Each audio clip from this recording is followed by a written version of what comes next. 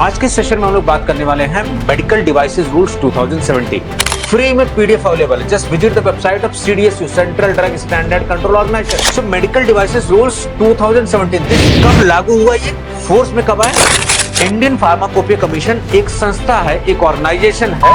Mainly these are coming under this medical devices. Each and every piece of information is mentioned in chapter 3 of this medical devices rule 2017.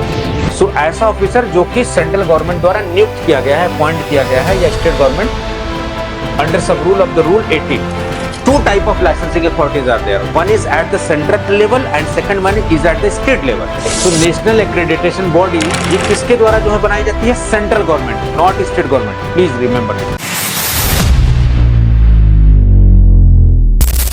Very good evening to all of you. So स्वागत है आप सभी का इस platform पर. आज के session में हम लोग बात करने वाले हैं मेडिकल डिवाइसेस रूल्स 2017.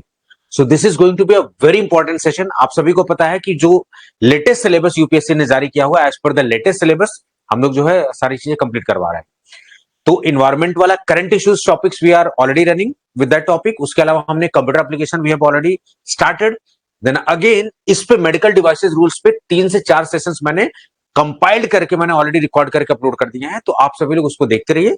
बाकी अभी because medical devices, because this vacancy is related to the UPSC medical devices, drug inspector की जो वैकेंसी वो मेडिकल डिवाइसेस रिलेटेड है. So that's why medical devices rules is very crucial aspect you can say. तो इसको बहुत अच्छे से एक पॉइंट को हम लोग समझेंगे. चलिए, meanwhile you can just confirm me audio and video सब कुछ ठीक है, so that we can proceed. Yes, good evening. Radhe Radhe ji. Yes, तो आशा कर रहा हूं कि आप सभी ने जो वो 3-4 लेक्चर जो भी डेली बेसिस पर बच्चे ज्वाइन कर रहे हैं, तो जो भी मेडिकल डिवाइसेस रूल्स के सेशन हुए हैं वो सारे आप शायद देख पा रहे होंगे. अब हम लोग थोड़ा सा डिटेल्ड में लाइन बाय लाइन पढ़ रहे हैं, क्योंकि मुझे लगता है जब यूपीएससी जैसी कंडक्टिंग बोर्ड एग्जामिनेशन ले, सो हमें बहुत अच्छे से प्रिपेयर्ड होना चाहिए. नहीं देवेंद्र जी, फिक्स टाइमिंग नहीं हो सकती है, बिकॉज क्योंकि क्लासेस आगे पीछे और भी क्लासेस होती हैं. आप कहो कि एकदम डेली 6 पे हो, बस 6 से 6:30 भी हो सकता है, 6:45 भी हो सकता है. ठीक है, एकदम फिक्स एकदम एक्यूरेट टाइम हो जाए ऐसा नहीं हो सकता है. हाँ, थोड़ा बहुत आधा घंटा आगे पीछे हो सकती है, ऐसा हो सकता है. ठीक है, चलिए. अब इन सब पे मत फोकस करो. आप फोकस करो कि जो आप आज पढ़ने वाले, जो आप सीखने वाले हैं, वो कितना सीख रहे हो आप.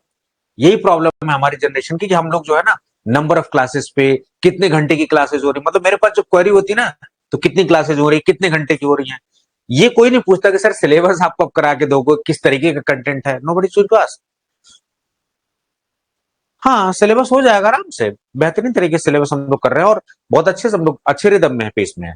अभी देखने मेडिकल डिवाइसेस पढ़ा रहे हैं, तो मैं इसको आज ही एक सेशन में ही पढ़ा के चला जाऊं, लेकिन मैं चाहता हूं कि खाना पूर्ति ना हो. Selection, we want selection. Intention is very clear. ठीक है, चलिए. So let's start this medical devices rules 2017. इससे पहले एक सेशन जो है, मैं बार बार कह रहा हूं, आई एम रिपीटिंग, 4 से 5 sessions already I have covered on this medical devices rules 2017 application पर ट्यूटोक्सो एकेडमी के. फिर उसके बाद अगेन मैं उसको डिटेल्ड में कवर कर रहा हूं. तो जो डिटेल्ड कवरेज है, this is going to be the second video of the detailed coverage. तो आपको उसको पढ़ना है. ठीक है, जल्दीबाजी में लास्ट मोमेंट पे आपको रिवाइज करने के लिए उसको पढ़ना है, ओवरव्यू लेने के लिए उसको पढ़ना, लेकिन डिटेल्ड में जब आपके पास समय है तो ऐसे वीडियोस आपको देखने पड़ेंगे. सो मेडिकल डिवाइसेस रूल्स 2017 हिंदी और इंग्लिश दोनों में हम लोग कवर कर रहे हैं, because people from the pan India are joining on the daily basis. तो आप देखेंगे जो पहले ड्रग कैटेगरी थी और मेडिकल डिवाइसेस कैटेगरी थी, earlier it was involve in the same ही चीजों से. सबसे पहले आप देखोगे जो ड्रग रेगुलेशंस वगैरह आएगी, उसमें चोपड़ा कमेटी का बहुत बड़ा रोल था. So after Chopra committee recommendation 1930s के आसपास, 1930-31 में जब 31 में रिपोर्ट सबमिट हुई, उसके बाद आप देखेंगे फार्मास्यूटिकल लेजिस्लेशन को एक पूरी तरीके से सिस्टमैटिक किया गया. उससे पहले चीजें सिस्टमैटिक नहीं थी. So Chopra committee plays a very crucial role in the setup of this pharmacy और फार्मास्यूटिकल सेक्टर. उसके बाद आप देखेंगे ड्रग के रूल्स आए, फिर ड्रग्स एंड कॉस्मेटिक एक्ट जो आज आप देख पा रहे हो, वो 1940 में आया, उसके रूल्स 1945 में आए. Initially drug category was involve. In 1962 cosmetic category was involve. So finally उसको बोला गया drugs and cosmetic rules 1940. So starting में cosmetic category was not involve. उसके बाद आप देखेंगे medical devices were involve. But अब medical devices continuously it is expanding. बहुत सारे मेडिकल डिवाइसेस के केसेस आ रहे हैं. Challenges are going to be more. day by day challenges are going to be more. So that's why we need a separate regulation related to the medical devices. That's why medical devices rules 2017 has been given. Got the point? चलिए, जब कोई राज्य बड़ा हो जाता है, administrative प्रशासनिक शासन प्रशासन करने में दिक्कत होती है, उसको हम लोग छोटा कर देते हैं. आपने देखा होगा यूपी को कट करके उत्तराखंड को बना दिया गया, अदर स्टेट को कट करके, इस तरीके से. तो सुविधाओं के लिए हम कर रहे हैं ऐसा. अब देखिए, मैं अगेन थोड़ा सा मेरा पढ़ाने का तरीका है, I M going to start from the basic और लास्ट में बहुत अच्छे से कवर करेंगे, देन फाइनली जो है एमसीक्यूज के साथ कंपाइल करते हैं. जहां पर ऐसे सेशंस जहां पर लगता है कि कई पार्ट में आने हैं, तो जब लास्ट पार्ट होता है वहां पर एमसीक्यूज कराता हूं और वीडियो के लास्ट में हम लोग डाउट सेशन रखते हैं. सबसे पहले जो है क्या क्या हम लोग पढ़ चुके हैं, वी नीड टू डिस्कस. अभी सबसे ऑथेंटिक सोर्स कहां से? कुछ लोग कह रहे थे सर बेयर्स एक्ट पढ़े या फिर फ्री में. आप क्यों किताबों के पीछे पड़े हुए? आप क्यों इतनी सारी चीजें खरीदनी आपको? फ्री में पीडीएफ अवेलेबल है. Just visit the website of CDSU, central drug standard control organisation, जो कि भारत की रेगुलेटरी एजेंसीज है इन केस ऑफ फार्मास्यूटिकल्स. कौन सी दवा इंडिया में बैन होगी, which drug is going to be approved, it is totally the whole sole responsibility of central drug standard control organisation, the regulatory body of India. America की USFDA, Australia की TGA, इस तरीके से. So there itself you'll be getting this PDF of 248 around pages, medical devices rules 2017. तो कहा जाए आपसे कि सर इसको कहां से पढ़े, the answer will B the official PDF. वहीं से बेयर एक्ट भी लिखा जाएगा, वहीं से सब किताबें लिखी जाएंगी, वहीं से हम भी पढ़ाएंगे लाइन बाई लाइन सारी चीजें. मेरा काम क्या है? चीजों को फैसिलिटेट कर देना, चीजों को आसान भाषा में, चीजों को क्रिस्टल क्लियर कर देना, आसान भाषा में आप तक पहुंचा देना. क्या इंपॉर्टेंट है क्या नहीं इंपॉर्टेंट, अपने एक्सपीरियंस का यूज करके आप तक पहुंचाना चीजों को. So this is going to be the official PDF for medical devices rule 2017. जो मैं पढ़ा रहा हूं अपनी तरफ से मैं इंश्योर हूं कि I am doing the best. लेकिन फिर भी आपको लगता है कि आपको लाइन बाय लाइन चीजें पढ़नी है, you can just visit this particular site and you can download this PDF and you can study. चलिए नेक्स्ट कुछ और बातें कर लेते हैं, कुछ फैक्ट जान लेते हैं हम लोग थोड़ा सा. Yes, so medical devices rules 2017, this year is very crucial. again I am saying कि एक सेशन हो चुका है, हम लोग रिपीट करेंगे, पहले रिकैप करेंगे पिछले एपिसोड में क्या हुआ था, then we will proceed for the next episode so that we could have a clear understanding, क्योंकि UPSC is all about crystal clear, not all clear. so जो इसको पावर मिला है मेडिकल डिवाइसेस रूल 2017, ये कहां से आया, how this is going to be executed. so this is going to be executed under the section 12 and section 33 of the Drugs and Cosmetic Act. So बाप कौन है, माई बाप कौन है? Drugs and Cosmetic Act 1940. So Drugs and Cosmetic Act is the ultimate power, जहां से सारे sources, drug inspector की क्या रिस्पॉन्सिबिलिटीज होगी, मेडिकल डिवाइसेस ऑफिसर वगैरह की रिस्पॉन्सिबिलिटी, वो सारी चीजें कहां से आ रही है? मेडिकल डिवाइसेस रूल से. और डीआई की रिस्पॉन्सिबिलिटी कहां से होंगी? वो सब rule 49 of the drugs and cosmetic act. लेकिन इस पर्टिकुलर रूल्स को कहां से पावर मिल रही है, how it is going to be executed? with the help of this Drugs and Cosmetic Act. तो अल्टीमेटली बाप कौन है? Drugs and cosmetic act. So drugs and cosmetic act 1940 by the central government after consultation with Drug Technical Advisory Board. Drug Technical Advisory Board means this is going to be a board. A chairman will be there, some members will be there. So they are going to advise on the technical matters to the central government or state government. That's why the name is Drug Technical Advisory Board. Drug जैसे, pharmaceutical जैसे technical मुद्दों पर केंद्र सरकार को, राज्य सरकार को राय मशवरा देना, that is the role of DTAB. So they are going to give the suggestions, they are going to give the advices. जरूरी नहीं कि सरकार इसको माने या ना माने. कब लागू हुआ ये, फोर्स में कब आया? 1st of January 2018. So this fact should be very clear.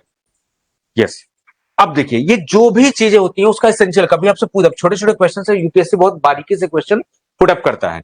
So medical devices rule, जब भी मेडिकल डिवाइसेस मैन्युफैक्चरर कोई भी मेडिकल डिवाइस को मैन्युफैक्चर करेगा, so what he is going to keep in the mind, the essential principle of safety and performance. whatever the medical devices that particular manufacturer is going to evolve or develop, that should be safe in nature and that should show the performance, that should actually work. Got the point? So principle क्या है ultimately? Medical devices manufacturer को क्या principle follow करना है? कभी आपसे पूछ लिया जाए, the answer will B safety and performance. It's very important fact, please write down this. अब चलिए, कुछ वेबसाइटें हैं, मैंने पिछले सेशन में भी आपको बताई थी, some important websites are there, you need to visit. These are must watch website. आपको सीडीएसयू, बिकॉज दिस वैकेंसी, अब आप समझिए UPSC is a recruiting body. वो एग्जाम लेके रिजल्ट सबमिट करके कैंडिडेट सेलेक्ट करके आपको दे देगी. किसको? सीडीएसयू को. अब सीडीएसयू की रिस्पॉन्सिबिलिटी कहां नियुक्त करना है, किस जगह पर. So it's the vacancy of CDSU. UPSC is going to be the conducting body. PRS, press information bureau, Sugam portal. Sugam portal is very important. अगर किसी को इंपोर्ट कोई भी डिवाइसेस हम बाहर से ले आ रहे हैं, if you are importing any medical devices, या फिर इंडिया में हम मैन्युफैक्चर बना रहे हैं, we need to register that particular, so we are going to use this Sugam portal. So Sugam portal is related to the medical devices. Material Vigilance, a branch that is dealing with the adverse drug effect or adverse drug event related with the medical devices. तो जितने भी medical devices उनसे related adverse event कोई घटनाएं होती हैं, वो सब कहां डील करते हैं? मैटीरियो विजिलेंस। और कौन इसका national coordination centre? This is the extra information they could ask the questions, you should be aware. So Indian pharmacopoeia commission, वही इंडियन फार्माकोपिया कमीशन जो कि आईपी को पब्लिश करती है। जो लोग अदर फील्ड इंजीनियरिंग वाले हैं, जो वाले लाइफ साइंसेज वाले, वो लोग थोड़ा समझे, फार्मा में कुछ रेगुलेशन है, basic understanding you should have that. Indian pharmacopoeia commission एक संस्था है, एक ऑर्गेनाइजेशन है ministry of health and family welfare के अंडर में, जिसका काम होता है इंडियन फार्माकोपिया को पब्लिश करना। अब इंडियन फार्माकोपिया क्या है? Indian pharmacopoeia is basically a reference book, जिसको देख के, जिसको समझ के मैन्युफैक्चरर्स दवाई बनाता है और टेस्ट करता है। तो पूरे इंडिया में जो दवाइयां मैन्युफैक्चर होती है, what is the authentic and standard source? That is Indian pharmacopoeia. लेकिन केवल that is not the only responsibility, they are also publishing the national formulary of India, they are also setting out the reference standard, they are also acting as a national coordination centre for material vigilance and pharmacovigilance. Pharmacovigilance का मतलब जब दवाई market में आ गई, बिक रही है, उसके बाद कोई साइड इफेक्ट या कोई एडवर्स इवेंट होता है, उसको रिपोर्ट किया जाता है फार्माकोविजिलेंस के अंडर। तो ड्रग्स से रिलेटेड जो एडवर्स इवेंट है, that is reported under this pharmacovigilance stream. और मेडिकल डिवाइसेस से मैटीरियल विजिलेंस, ब्लड वाले हीमोविजिलेंस। तो इनका नेशनल कोऑर्डिनेशन सेंटर कौन है? Indian pharmacopoeia commission. Got the point? So Indian pharmacopoeia commission को आपको अच्छे से याद रखना है। कहां पर हेडक्वार्टर्ड है? गाजियाबाद, उत्तर प्रदेश, दिल्ली एनसीआर में। सो दैट इज वेरी इंपॉर्टेंट। तो ये सारी चीज आपको पता होना चाहिए। चलिए मैं एक एक करके आपको सोर्सेस को एक्सप्लेन कर रहा हूं, हिंदी और इंग्लिश दोनों में जा रहे हैं हम लोग, ठीक है? चलिए, समझ में आ रही चीज? Are you getting my points whatever I am discussing with you? जहां कहीं पर ज्यादा होगा, अब देखो, daily you need to visit this site on regular basis. जब तक एग्जाम नहीं होता तब तक आप इसको daily regular and minimum 30 minutes you are going to spare time on this website. Central drug standard control organisation, director general of health services, minister of health and family welfare. Each and every option you need to explore and the most important one is medical devices. So medical devices rules जब हम पढ़ते हैं तो हमें क्या है? Basic rules क्या क्या प्रोविजन थे, रिसेंट अमेंडमेंट्स क्या हुआ, क्या क्या कुछ चेंजेस हुए हैं, वो पढ़ना होता है। और डेली बेसिस पे कुछ अपडेट आते रहते हैं, तो वो अपडेट आपको यहां से मिलेंगे सीडीएसयू के साइट से। Got the point? So CDSU is must watch site, आपको डेली विजिट करना है, आपको डेली समय देना है, राइट? चलिए, उसके बाद आपको की सोर्स कहां से पढ़ सकते हैं? आप पढ़ सकते हैं पीआरएस से, पीआरएस लेजिस्लेटिव रिसर्च, ठीक है? वहां पर भी मेडिकल डिवाइसेस से रिलेटेड जो भी अपडेट है, कोई भी देश में कानून लागू होता है या इंप्लीमेंट होता है या फिर बिल पास होता है, एक्ट बनता है, लॉ बनता है, everything is being mentioned on this site. तो पीआरएस लेजिस्लेटिव रिसर्च, यहां पर बिल एंड एक्ट में आप जाओगे। सो this is the overview of website, ठीक है? चलिए, next one is important, PIB, press information bureau. I have already talked about this.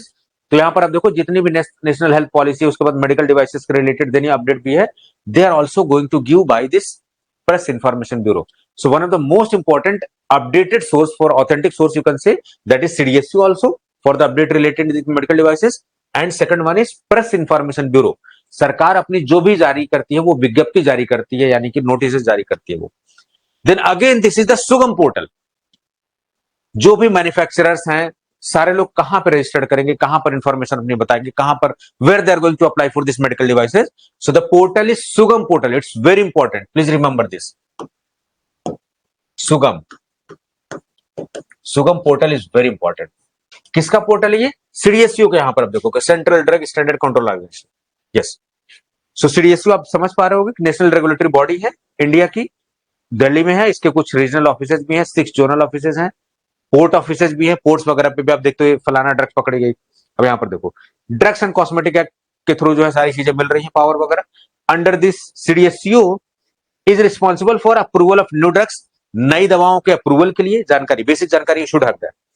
Conduction of clinical trials, this is the whole sole responsibility of this particular. Laying down the standard for drugs के related जितने भी standard India में बनेंगे, सब में role होगा। Control over the quality of imported drugs, जो भी इंडिया में ड्रग इंपोर्ट करेगी, suppose I am the manufacturer, I am going to import any drug और any medical devices, I need to take the permission first from this CDSU. आप ऐसा नहीं कि चोरी चोरी मंगा के बेच सकते हैं, नो। बहुत सारी स्टेट ड्रग कंट्रोल ऑर्गेनाइजेशन के साथ they are going to act as a coordinating body.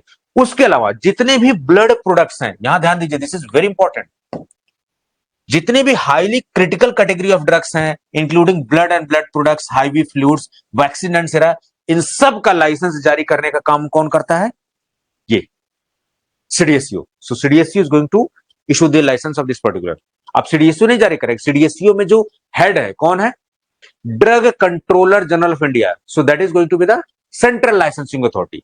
Drug inspector की जो नियुक्ति होती है या तो लाइसेंस जारी करने में होती है या फिर टेस्टिंग में इन्वॉल्व होती है, तो they are acting as a licence authority also. ठीक है, चलिए, गॉट द पॉइंट। बाकी मैटेरियल विजिलेंस के बारे में आपको जानकारी कहां से पढ़ सकते हो? National health system resource centre, from there itself you can get the information. Material vigilance programme of India, again this is a document of material vigilance programme of India. कहां पर है ये? आईपीसी के साइट पर है। You can just download this particular PDF and you can have the study in detail way. Got the point. फिर उसके बाद IPC, Indian pharmacopoeia commission, it's very important, आप इसके बारे में जो पढ़िए सारी चीजें। चलिए, so these are the most trustworthy resources, जहां से आप खुद से भी पढ़ सकते हो, मैं भी आपको यहीं से पढ़ा रहा हूं, लाइन बाय लाइन सारी चीज डिस्कस हो रही। Yes, now coming on the first revision whatever we have covered. अब जितने भी इन विट्रो डायग्नोसिस के डिवाइसेज हैं, सर्जिकल ड्रेसिंग्स हैं, स्टेपल्स हैं, बैंडेजेस है, सूचर्स है, ब्लड रिलेटेड कंपोनेंट्स हैं, मैकेनिकल कंट्रासेप्टिव्स के मेथड हैं, mainly these are coming under this medical devices. तो मेडिकल डिवाइसेस में क्या क्या आ सकता है उसकी बात ये कर रहे हैं, they are going to, this is very important, क्योंकि ये that is providing the overview of medical devices rules 2017। So chapter 1 preliminary including definition. So आपसे पूछ लिया जाएगा कि चैप्टर 1 मेडिकल डिवाइसेस रूल्स का क्या, किससे डील करता है? So the answer will be definitions और preliminary information. Chapter 2 that is dealing with the regulation of medical devices. So chapter 2 regulation, आपको क्या करना है, एक पेज बनाना है, उसको या तो अपनी जो नोटबुक आप बना रहे हो उसमें फ्रंट पेज पे लगा लो या अपने दीवार पे स्टिक कर लो। Daily you need to go through this chapters, otherwise you will be not in a situation to handle the question, भूल जाओगे आप। चैप्टर 3 किससे रिलेटेड था? चैप्टर 4। तो इसको क्या करना है, एक पर्चा बना लेना है और अपने दीवार पे कहीं ऐसी जगह रखना है जहां पर आपकी निगाह पड़े, दिन में 2-3 बार निगाह पड़ जाए, at least you should have just go through that particular paper.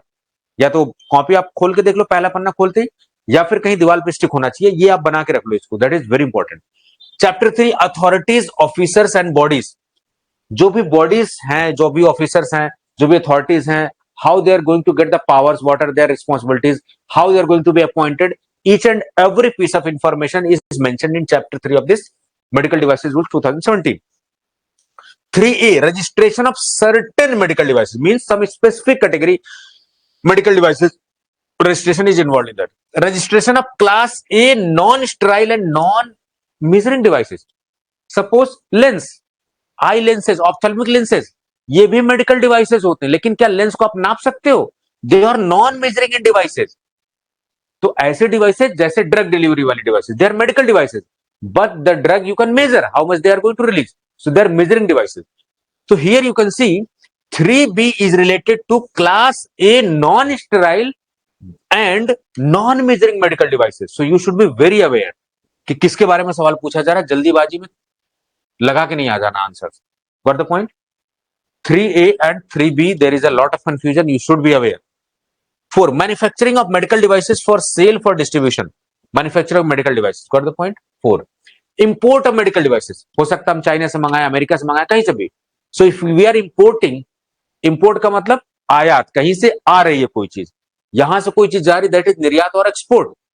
तो मेडिकल डिवाइसेस अगर हम कहीं से मंगा रहे हैं तो हमें भी सीडीएसयू के उसी सुगम पोर्टल पे जाकर रजिस्टर करना पड़ेगा कि ये मेडिकल डिवाइसेस है, these are the basic information, you need to register first on the CDSU Sugam portal, then you will be getting the permission and then you will be in the market. ऐसा नहीं कि आपने चोरी चोरी मंगवाया और सब चीजें, no, you need to register. Labeling of medical devices. Suppose any medical device is there, what information need to be there, what basic information need to be there, that is labeling. Clinical investigation of medical devices means how they are going to be tested in human beings, and clinical performance evaluation, how they are showing the effect in human bodies, that we are going to deal with this chapter 7. Chapter 8 import or manufacture of medical devices which does not have predicate devices, जिनके पास predicate, predicate devices are basically those devices that are new in the world, नई devices हैं जो दुनिया में कहीं किसी को पता ही नहीं, so those are new devices. 9 is duties of medical device officer and medical device testing officer by the notified body. अभी आप क्या पढ़ोगे, नोटिफाइड बॉडी पढ़ोगे, एक्रेडिटेशन बॉडी पढ़ोगे, मेडिकल डिवाइस ऑफिसर के बारे में पढ़ोगे, कंट्रोल ऑफिसर के बारे में पढ़ोगे, मेडिकल डिवाइस टेस्टिंग ऑफिसर के बारे में पढ़ोगे। So these are the authorities, these are the officers, they how they are going to be appointed, what is going to be the responsibilities, from there itself they are going to ask the questions. Yes. 9 is registration of laboratory for carrying out test or evaluation. Suppose any medical devices has been manufactured, so they need to be clinically tested, they need to be clinically tested as well as laboratory basis testing should be there. तो उसके लिए there is a separate laboratories. Yes. Sale of medical devices, so again sale of medical devices deal by this 11. 12 is miscellaneous sanction, you can say exemption, export of medical devices, rejection of application, this could be there. Daily basis पे जितनी whatever the classes I M going to take, मैं हर बार आपको ये पढ़ाता रहूंगा, याद दिलाता रहूंगा, आपको एक पेज लिख के स्टिक कर लेना उसको, या फिर कॉपी के फर्स्ट पेज पे लिख लेना, that is very important. Yes, then we have discussed about this important definition. So previous session में सब चीजें हम लोग डिस्कस कर रहे हैं। So whatever the people that are going to be new, तो जो एप्लीकेशन में लेक्चर्स पिछले हैं आप जाके देख लीजिए। अगर हम सेम चीज को we are going to repeat it, we are not going to cover something new, so that's why मैं यहाँ फास्ट पढ़ाऊंगा आपको थोड़ा सा जस्ट सरसरी निगाह से। देखिए, active diagnostic devices, here diagnostic devices are whatever the devices that are existing singly or you can say in combination, if they are helping in detecting or diagnosis or they are providing the support, they will be called as active diagnostic devices. यहां पर आप देखोगे active medical devices. Active medical devices are what? Active means they are using some form of energy. तो कोई भी medical devices जो किसी भी form of energy, जैसे आपने देखा होगा pacemaker, lithium ion batteries use होती हैं, ठीक है। So they are using some form of energy, though they will be called as active medical devices. So where the active word come, it means that particular device is using energy. Yes. Authorized agent, central licensing authority, it's very important. State, SLA, CLA. So sometimes they are going to give the short form. I'm not going to repeat it again and again because I have already covered so many times. Means the Drug Controller General of India appointed by the central government. तो जो CDSU है उसका मुखिया कौन है, पापा कौन है, ये drug controller general of India, DCGI. So DCGI is the central licensing authority. Got the point? Yes, you should be very clear. और स्टेट के लाइसेंसिंग अथॉरिटी कौन होते हैं?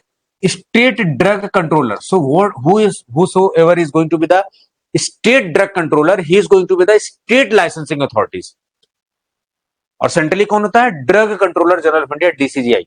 What the point? चलिए, central medical devices testing laboratory, name itself suggesting it's a central laboratory, so it will be appointed under central government instruction under rule 19। What the point? Yes. Clinical investigation means investigation of that particular medical devices human beings. Yes. Clinical research organisation, some you can say organization that are going to perform or check clinical investigation of medical devices based on the information given by the sponsor. So some sponsor is going to approach here. Conformity assessment means systematic examination of evidence generated and procedure taken by the manufacturer. किसी भी manufacturer ने कोई भी medical device बनाई है तो कैसे बनाई, that should be written, that should be documented in a very systemic way. इस तरीके से, तो वो जो सिस्टमिक वे है that is called as conformity assessment. तो कभी वर्ड आ जाए what is conformity assessment, so basically it's a systematic examination of evidence और you can say procedures taken. Means suppose I am the manufacturer, I need to write each and every point, how I have manufactured, how I proceeded, it should be well documented so that the things could be traced. Yes, essential principle, safety and performance. Good clinical practices, good clinical practices means whatever the procedures, whatever the processes related to the clinical trials, that is good clinical practices, and they have issued by the CDSU. So sometimes they can ask the questions, good clinical practices are issued by Central Drug Standard Control Organization, CDSU. Got the point? Yes. Controlling officer मतलब वो officer that is designated under rule 10. अभी हम पढ़ेंगे controlling officer किसे। जाहिर सी बात है कि अगर किसी ये पॉइंट किया जा रहा है कि भाई इस चीज में this is the medical devices rule 2017, इसके तहत ये फंक्शन करना है, तो कंट्रोलिंग ऑफिसर क्या करेगा, देखेगा कि whatever the subordinates, whatever the juniors are there, they are working efficiently or not. Is there any issue? So basically it is acting as a supervisor on the above side, you can say, of the juniors or subordinates to execute this act, to execute these rules. Ethics committee referred to the rule 50. Yes. Investigative device licence, loan licence basically क्या होता है? Third party के लिए. जैसे मान लो I M the manufacturer, I have manufactured medical devices, but I don't have the sufficient facility to test, to go for the testing also. So I'm going to use another's because another having the same facility. So I'm going to take that. तो अगर मुझे दूसरे से भी करवाना अगर है तो I need to take this particular loan license. So suppose I want to go for testing or manufacture by the third party. So on behalf of those, I need to take the loan license. Got the point? Yes. Govind rule 7 पे आ रहे हैं. अभी rule 7 पे आ रहे हैं. हर rule नहीं पढ़ना जरूरी है, ठीक है? दिमाग पागल हो जाएगा. हर चीज नहीं है. एक there is a limited capacity, you can say. Rule 2(1) क्या है, रूल 1 क्या है, रूल 5 क्या है. You can not remember everything. दुनिया भर के रूल है. So it would be better to go for selected. Don't go for everything. खिचड़ी हो जाएगा सब. हमारे दिमाग की भी तो कैपेसिटी है ना. हम बहुत ज्यादा we can not retain. Yes. So medical devices means in vitro medical devices or surgical dressings, bandages, these are the components, blood related products, anticoagulant, collection bags, mechanical contraceptives, other devices that have been mentioned in subclass 4, they are coming under this definition of medical devices. I've already told you. अब देखो ध्यान से, important one, जहां मैं बताऊं कि important, you need to write down, you need to highlight that point. Medical devices officer, पूरा का पूरा जो वीडियो है, that is the backbone. बिना वीडियो के आप कुछ नहीं कर सकते. Videos are the backbone because I am sharing my own experience.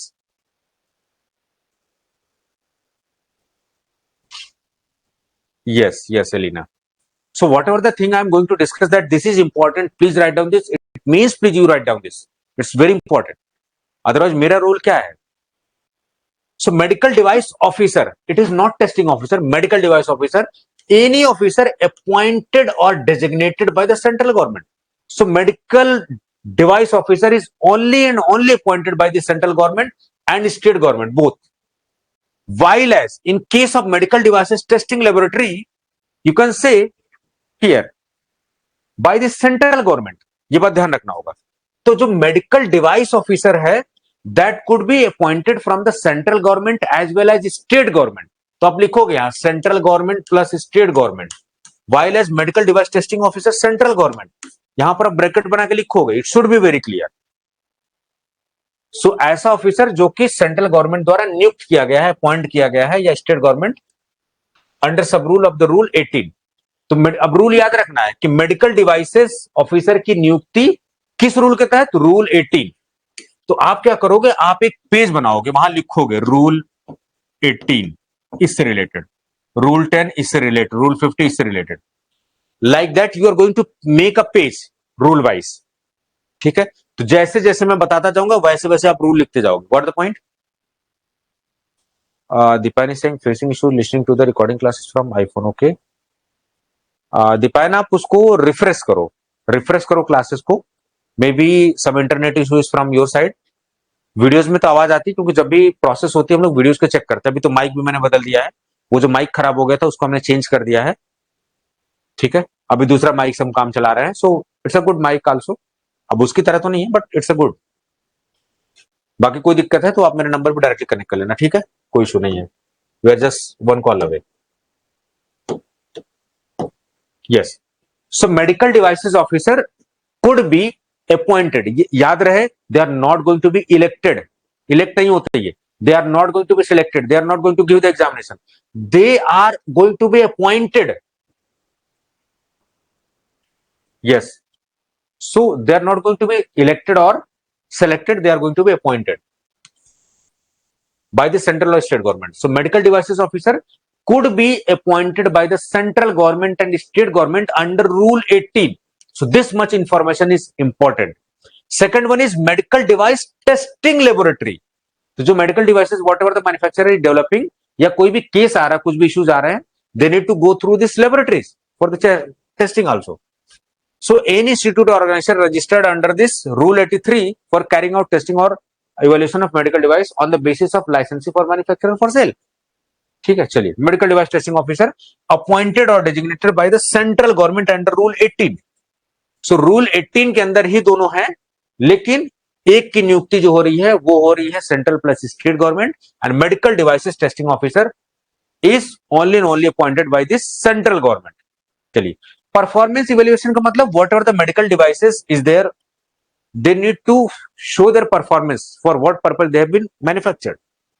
Yes, अब देखते हैं next, notified body. Notified body क्या होती है? अब नोटिफाइड बॉडी वही होती है जो भी मैन्युफैक्चरिंग साइट पे जाके ऑडिट करती है, चीजों को असेस करती है और फिर रिपोर्ट सबमिट करती है। लेकिन नोटिफाइड बॉडी को किसने जिम्मेदारी दी? तो नेशनल एक्रेडिटेशन बॉडी ने दी। अभी वो सब भी हम पढ़ेंगे। Yes, so notified bodies are basically कोई भी प्राइवेट फर्म या गवर्नमेंट फर्म या कॉर्पोरेट कोई एंटिटी हो सकती है जिसको कि एक्रेडिटेशन बॉडी ने एक्रेडिटेशन दिया है, and that is having the power to inspect और you can say audit any manufacturing site, ये स्पेशल मेडिकल कैटेगरी की जो डिवाइस है उनको, और ये चेक करे कि वॉट एवर द स्टैंडर्ड। अब मेडिकल डिवाइसेस के रूल्स, अब देखो कंप्लायंस, एक वर्ड इज कंप्लायंस। कंप्लायंस उसको समझते हैं, थोड़ा सा टेक्निकल वर्ड है। जैसे मान लो मैं एक शॉपकीपर, मैं दुकानदार हूं, बिजनेस चला रहा हूं, तो सरकार को अगर टैक्स देना है तो जीएसटी लेना पड़ेगा। तो अगर आप जीएसटी नहीं लोगे, बिजनेस करोगे, you are not complying with the norms, तो सरकार आपको नोटिस चिपकाएगी, इनकम टैक्स की नोटिस आएगी, इस तरीके की चीजें। आप अगर कोचिंग चला रही, शुड बी रजिस्टर्ड, तो जैसे आप देखोगे हमारी कोचिंग रजिस्टर्ड है, it's a registered trademark name है, अर्जी फर्जी नहीं है, आप इस नाम को नहीं ले सकते, it's a registered and it's a trademark. ठीक है, चलिए, कंप्लायंस। सो जो भी स्टैंडर्ड है मेडिकल डिवाइसेस के, आप देखेंगे that should be comply.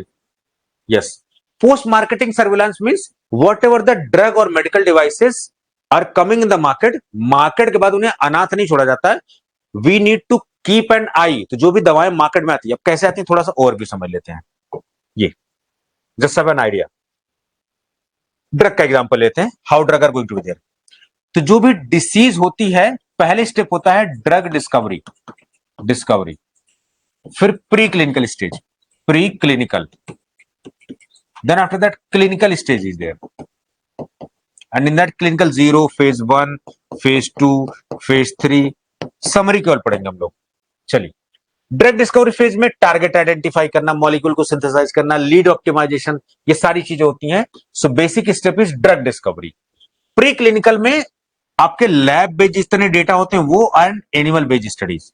So animal based study जितनी भी होती है, तो lab based and animal based studies are coming under this pre clinical. Pre मतलब पहले, क्लिनिकल का मतलब इंसानों में जांच से पहले। सो इंसानों में जांच से पहले जानवरों में होगी और लैब में होगी, क्यों? ताकि इंसान की जान की कीमत है ना बाबा, तो इधर पे क्या है देखना पड़ेगा कि ऐसे नहीं मार सकते ना आप किसी को। सो अगर आपको क्लिनिकल ट्रायल, आपको इंसानों में जांच करनी है, तो based on the pre clinical data you need to apply to the where regulatory agencies like USFDA, like CDSCO. कौन सा? Investigational new drug application, IND filing, नई दवा को हम लोग इन्वेस्टिगेट। I am just giving the example of drug category, not medical devices. समझिए इस चीज को, ठीक है। फिर यहां पर फिर इंसानों में हमें अप्रूवल मिला कि भाई आप क्लिनिकल ट्रायल कर सकते हो। सो फेज 0 थोड़ा सा डोज हमने दिया, because we are having the risk, हो सकता है पेशेंट निकल ले, मर जाए, तब थोड़ा सा फिर डोज हमने दिया, थोड़ा ज्यादा पेशेंट में दिया, इनिशियल हम हेल्दी पेशेंट रखते हैं, फिर मल्टीपल सेंटर पे करने लगे इस तरीके से। In that between 3 and 4 of clinical trial, drug comes in the market, और कौन सा फॉर्म भरा जाता है? New drug application. So new drug application किस लिए फाइल की जाती है? टू गेट मार्केट ऑथराइजेशन, कहां पर? With the regulatory agencies, and investigational new drug filing to get the approval for clinical trial testing on the basis of pre clinical data. समझ गए ये? तो 3 के बाद जब ये fourth, that is post marketing surveillance, यानी दवाई मार्केट में आ गई तब भी उसके ऊपर निगाह रखी जा रही। तो आपने देखा होगा दवाइयों पर लिखा रहता है इन case of any issue just contact on this number, या फिर इंडियन फार्माकोपिया कमीशन का आप देखोगे, वहां पर भी साइड पे आपको बहुत सारी चीजें देखेंगे, एडवर्स ड्रग रिएक्शन को मॉनिटर करना है। बिकॉज दवाएं दवाएं जो होती हैं टेस्टेड होती हैं, 1000 पेशेंट, 2000 सब, लेकिन 140 करोड़ तो हम ही लोग हैं, पूरी दुनिया में कितने लोग हैं? So they have been limited in, checked in limited environment and limited patient. So actually जब वो दुनिया में काम करते तो वो उस तरीके से नहीं काम करेंगे। हो सकता है एचआईवी पेशेंट भी, लेकिन आज एचआईवी पेशेंट को टीबी भी है, आज एचआईवी पेशेंट को और भी प्रॉब्लम्स है, बीपी की प्रॉब्लम्स भी है। Yes, so here you can see. तो अभी पोस्ट मार्केटिंग सर्विलांस की जरूरत है, that is called as post marketing surveillance. मतलब दवा मार्केट में आ गई है या फिर medical devices in the market, we need to keep an eye because it has been tested in limited environment. That's why there is need of pharmacovigilance. There is a need of material-vigilance because they have been tested in limited population. I hope now your concept is clear. Predicate device is what? The new kind of device that is newly existing throughout the world. Quality management system, QMS system, quality management system के तहत ही जो भी medical devices है वो सारी चीजें check की जाती हैं। ठीक है, चलिए वो अच्छे से है कि नहीं है। रिकॉल का मतलब कोई भी अगर मेडिकल डिवाइसेस खराब होती है कुछ भी, उसको वापस लेना, that is state licensing authorities. Yes, have you got the point of post marketing surveillance? Idea आपको लग गया होगा। State licensing authority, state licensing authority का मतलब स्टेट गवर्नमेंट द्वारा नियुक्ति होती है अंडर रूल 8। ठीक है, ट्रांजिएंट यूज मींस किसी भी डिवाइस को कंटिन्यूअसली 1 घंटे से कम, जो 60 मिनट से कम को यूज करना, that is there. Yes, now the most important topic, that next topic is regulation of medical devices. तो मेडिकल डिवाइसेस को रेगुलेट करने के लिए मेडिकल डिवाइसेस को जानना पड़ेगा, समझना पड़ेगा। यस, उसको क्लासिफाई करना पड़ेगा। So we need to have a classification of medical devices. Yes, अब यहां से सवाल पूछा जाएगा कि मेडिकल डिवाइसेस को who is going to classify, और किस मेडिकल डिवाइसेस की लिस्ट को कहां अपडेट किया जाएगा। It should be displayed on the website of CDSU. So CDSU की वेबसाइट पर मेडिकल डिवाइस की लिस्ट होगी, एंड वहां से कौन सी डिवाइस रिमूव होगी and whatever the device is going to be, new device is going to be added, that is the whole responsibility of CDSU. चलो, तो ये सब सवाल पूछे जाएंगे, आपका क्रिस्टल क्लियर होना चाहिए कॉन्सेप्ट कि कौन कैटेगराइज करेगा। तो on the basis of risk, risk के बेसिस पर जो है क्लासिफाई किया गया है। Medical devices other than in vitro medical devices should be classified on the basis parameter। ये low risk class A, moderate risk class B, moderate to high class C, and most risky one is class D. तो एक जो है medical devices जो other than in vitro medical devices हैं, और medical devices दोनों की कैटेगरी हमने क्लासिफाई किया है। Got the point? So medical devices have been classified on two, one is related to the medical devices other than in vitro diagnostic devices, और दूसरी जो है इन विट्रो। ठीक है, चलिए। So A and B are, you can say, having the less risk in comparison to modern and high risk. So mostly you'll be seeing this C and D class because they are highly risk medical devices, but they are basically regulated by the central government, while as in case of A and B they are mainly regulated by the state government। Got the point? चलिए, ये भी हो गया। Diagnostic devices में same classification there। Yes, now it's very important, central licensing authority कौन है? Yes, it's very, it should be very clear। अब एक एक करके हम लोग पढ़ते हैं, थोड़ा सा ध्यान से, बहुत बहुत इत्मीनान से। Now it's time to focus because every point is very important। Central Licensing Authority shall classify medical devices। अभी आपसे सवाल पूछ दिया जाएगा, which of the below mentioned or which authority having the authorization to classify the medical devices? State Licensing Authority, Drug Laboratory Controller, इस तरीके से उलझुल option होंगे। The correct option will be Central Licensing Authority, and Central Licensing Authority means not State Drug Controller, Drug Controller General of India। DCGI is the only person that is acting as CLA on Rule 2। Yes, तो first schedule में जो Rule 2 में mentioned है वो, तो central licensee having the only right to classify this medical devices, उनको लगता है जिस तरीके से। और पब्लिश कहां होंगे? सीडीएसयू के साइट पर। और central licensing authority should from time to time make some additions and make some deletions from the list also। State drug controller or state licensing authority or drug inspector is not having the right, option में होंगे, and you should be very clear। Are you getting my point? जो भी मैं बातें कर रहा हूं समझ में आ रही है कि नहीं? ऐसे तो नहीं बहुत बड़ी बड़ी बातें हो जा रही है, आपको समझ में ना आ रहा हो कुछ, जल्दी बताइए। Just give me the feedback. Till now have you got the point? एक एक चीज है, because it's UPSC, should be crystal clear, कुछ लाग लपेट नहीं, should be clear, know if and but.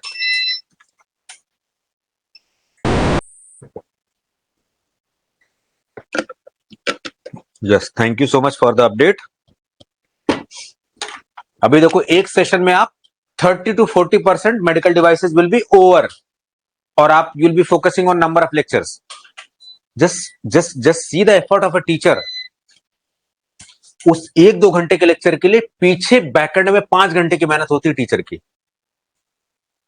Kajal is saying sir repeat once. Okay, so I was saying who is going to act as central licensing authority. See, whatever the drug inspector have been appointed in India, they are having the appointment on two bases. One is on central government, केंद्र सरकार. समझ गए? तो केंद्र सरकार की जो नियुक्ति होती है, who is going to be the recruiting body? UPSC. और कहां पर नियुक्ति होती है? CDSCO में मेनली.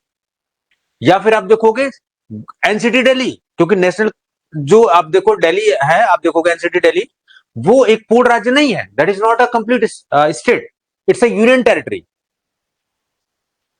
तो वहां पर जो नियुक्ति होती है वो भी जनरली जो है क्लास ए बी की, वो आपको यूपीएससी दिखाई देगी. And second recruitment is on the basis of state government. तो इनका मेन फंक्शन क्या होता है कि जो भी संस्थाएं हैं, जो भी ऑर्गेनाइजेशन है, जो भी लैब्स हैं, या तो टेस्ट करना या either act as a licensing authorities. So two type of licensing authorities are there. One is at the central level and second one is at the state level. So central licensing, name itself suggesting central, pan India. Central licensing authority is having the only right to classify the medical devices. Got the point? Not state authorities. So state में who is going to be the state licensing authority? State drug controller. So state drug controller are going to be the state licensing authority. But central licensing authorities is only having the power to classify these medical devices, not state. That I was saying. Second thing, whatever the list it is going to be prepared, it should be published on the website of CDSCO. And this central licensing authority is having the only authority, not state drug licensing authority or any drug inspector.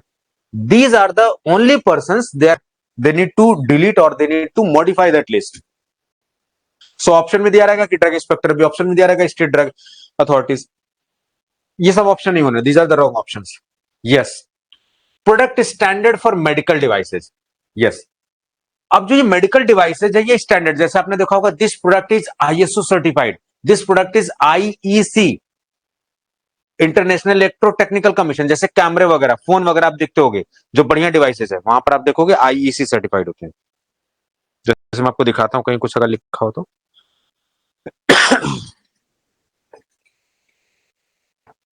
कहीं कुछ मेरे पास device ऐसी हो जहां पर IEC लिखा हो.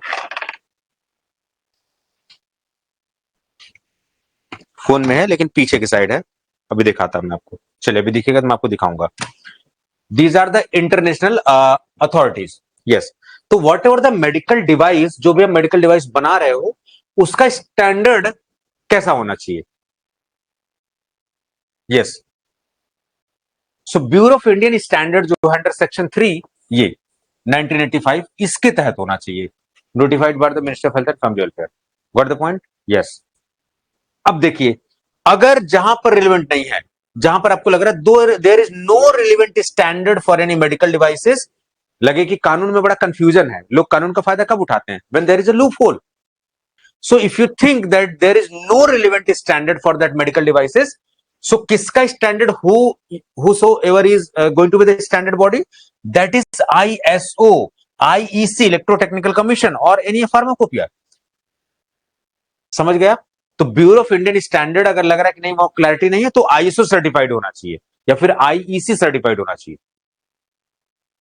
Yes, we need to take care of sections. Yes, sections are very important. अभी तो देखो रूल खेल रहे हैं हम लोग. Rules are very important. Rule, ठीक है, थोड़ा सा ही समझना आप. यस, नाउ लाइसेंसिंग अथॉरिटीज के बारे में. अब देखो यहां पर खेल है. यस, अब कहां पर, किस जगह पर central government as a licensing authority काम कर रही है, कहां पर स्टेट गवर्नमेंट या स्टेट लाइसेंसिंग या स्टेट ड्रग कंट्रोलर जो है acting as a licensing authority. You should be clear.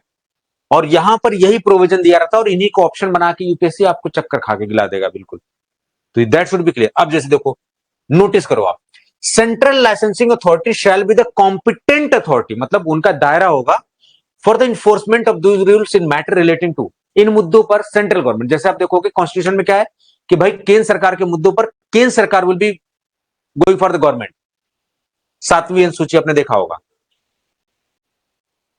राज्य सरकार के मसलों पर राज्य सरकार कानून बनाएगा. So there could be the conflict could be avoided.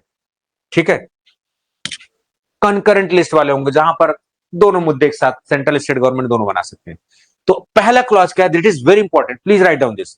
Import of all classes of medical devices. All means class A, class B, class C, class D. Suppose I am a manufacturer, I am a vendor and I am just going for the import of medical devices from China or whatever countries is there. I need to register this particular medical device on the CDSCO Sugam portal. Got the point? So import of all medical devices. Import is totally the matter of central licensing authority, not state government. चाहे मैं UP में हूं, चाहे मैं तमिलनाडु में हूं, चाहे महाराष्ट्र में, कहीं पर भी मैन्युफैक्चरर है, अगर आप बाहर से मंगा रहे हैं, you need to registered with the help of Sugam portal of CDSCO. Got the point?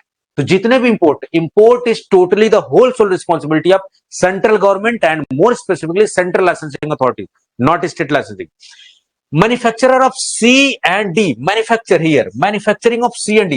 C and D were more risky, if you remember here. They are more risky. So where there is more risk, central government is involved. समझ गए आप? इसका मतलब ये A और B का कौन करेगा मैन्युफैक्चरिंग? जाहिर सी बात है कौन करेगा? स्टेट इन्वॉल्व में हो जाएगा.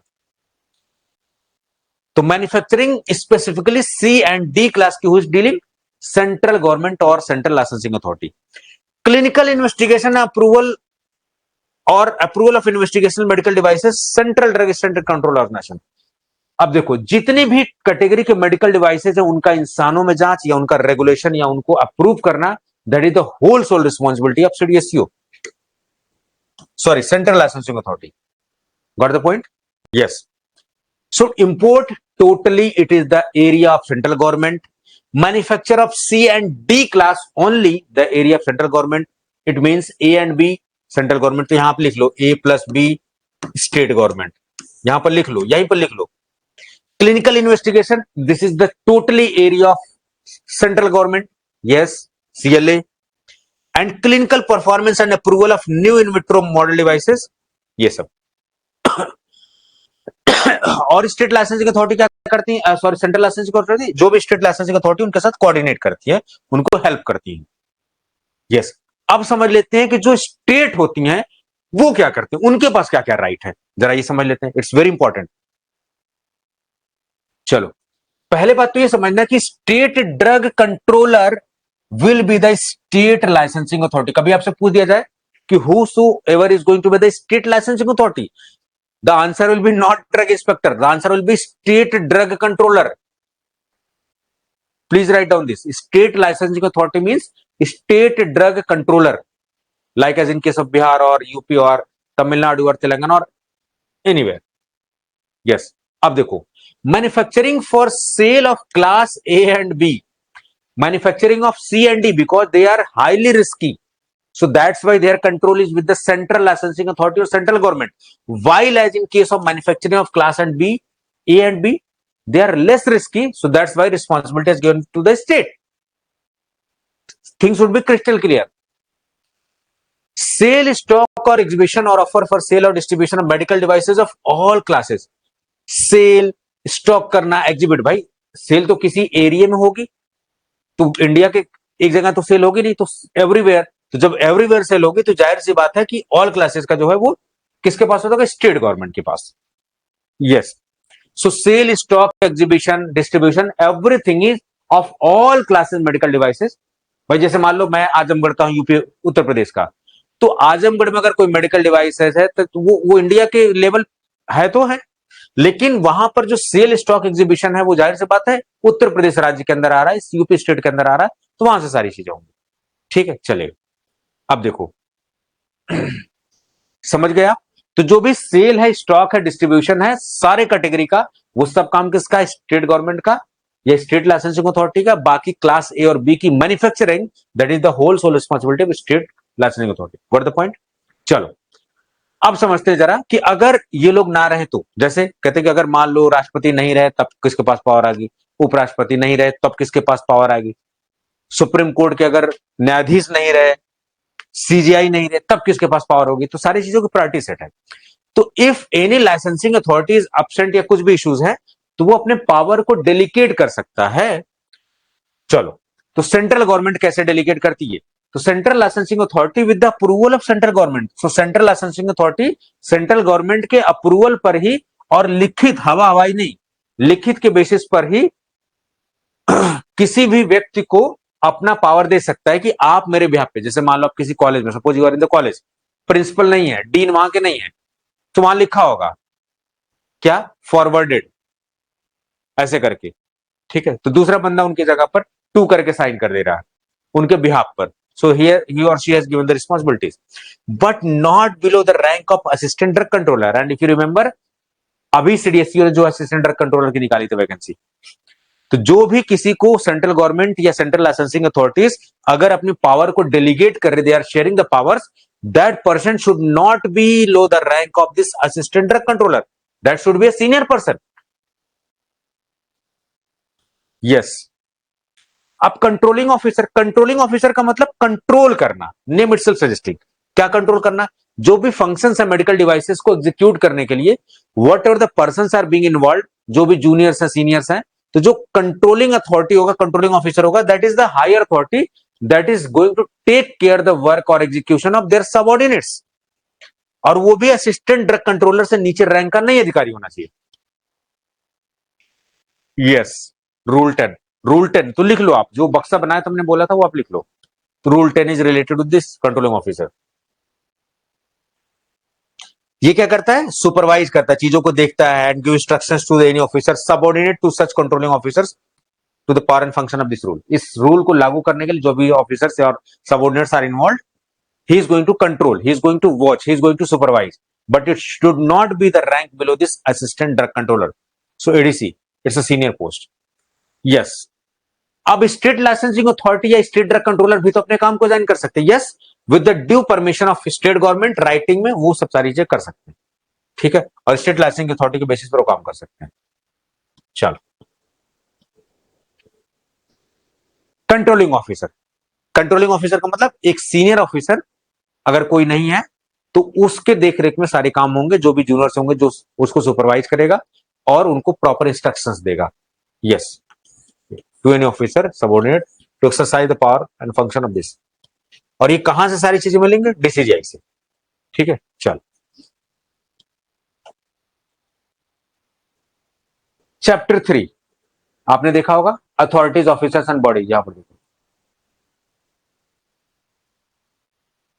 Chapter 2 regulation and chapter 3 authorities, officers and bodies, ये हम पढ़ेंगे।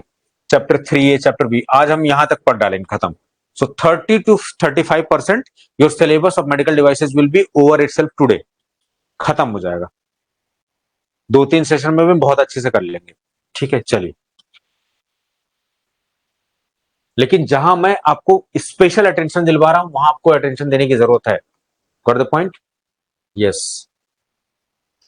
अब यहां पर चैप्टर 3 में authorities, officers and bodies. Officers का मतलब medical device officer, medical device testing officers, ये सब सारी चीजें, कंट्रोल ऑफिसर्स वगैरह। कौन सी बॉडी? जैसे national accreditation body, notified body. Yes, this things should be there. अभी चीजों को समझते हैं। चलो, क्या लिखा है यहां पर? National accreditation body. एक्रेडिटेशन का मतलब कोई एक इंडिपेंडेंट संस्था है, वो आपको ऑथराइज कर रही है कि मतलब आप कल से ये काम करने के लिए फ्री है, आप कर सकते हैं, यू आर एनफ कॉम्पिटेंट। जैसे अगर मैंने फार्मेसी का कोर्स नहीं किया होता तो ये सरकार मुझे कैसे लागू करने देती पढ़ाने के लिए या फिर मुझे अपने प्रोफेशन में काम करने के लिए? तो उन्होंने एग्जाम लिया, मैंने पढ़ाई की, then I have just prove the competency, then they have given the authorisation.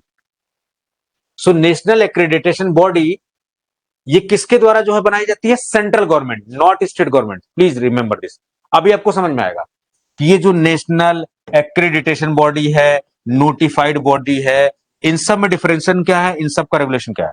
अब देखो, नोटिफाइड बॉडी वो अथॉरिटी है, वो फर्म है जो मेडिकल डिवाइसेस के जो इतने भी फर्म है, इंस्पेक्शन है, उन सबको ऑडिट कर रहा है, देख रहा है। लेकिन ये किसके बेसिस पर? Who is going to give the power? So national accreditation body. So national accreditation body is going to authorize this notified body कि आप इस बिहाफ पर जो है किसी भी इसको इंस्पेक्ट कर सकते हो आप।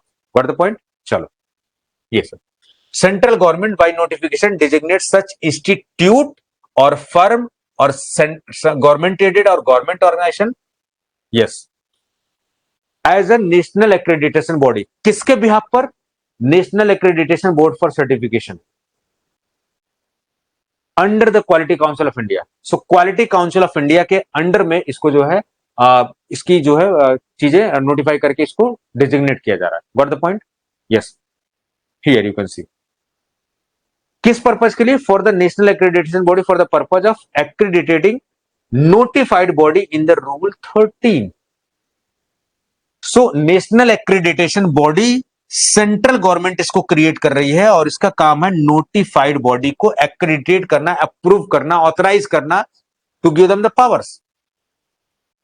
Yes, so notified body is that body that is directly involved in the assessment or inspection or you can say audit of the medical manufacturing sites or testing sites, and whosoever is going to give the powers, who is going to give the authority, that is national accreditation body जो कि central government द्वारा हो रहा है। ठीक है, चलो ये सब सारी चीजें अब थोड़ा सा समझते हैं, थोड़ा सा और डीप जाते हैं। What is the relation between notified body and this national accreditation body? that should be clear. yes, अब देखो, तो इनके जो भी प्रोविजन होंगे कि नोटिफाइड बॉडी बनने के लिए ये क्राइटेरिया होना चाहिए, तो जब ये अप्लाई, यानी कि नोटिफाइड बॉडी को अप्लाई करना पड़ेगा नेशनल एक्रेडिटेशन बॉडी के यहां, समझ गए?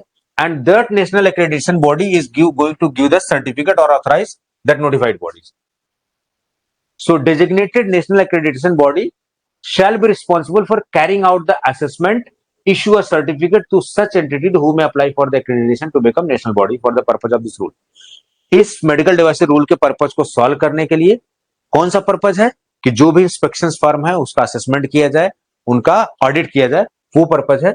उसके लिए नोटिफाइड बॉडी की नियुक्ति होनी चाहिए and that notified body is going to be designated by this national accreditation body. Got the point? What is the relation? Yes, national accreditation body खुद ही नोटिफाइड बॉडी की तरह काम नहीं कर सकती। They have made very clear. Yes, line by line एक एक चीज हम समझते हैं। फंक्शंस क्या होते हैं नेशनल एक्रेडिटेशन इटसेल्फ? केंद्र लेवल पर है एक्रेडिटेशन करना, चीजों को ऑथराइज करना। ठीक है, shall lay down the conformity assessment activities. तो कंफर्मिटी असेसमेंट क्या होता है? मैन्युफैक्चरर्स द्वारा जो भी आपने चीजें किया, एविडेंस इकट्ठा करना उस बेसिस पर।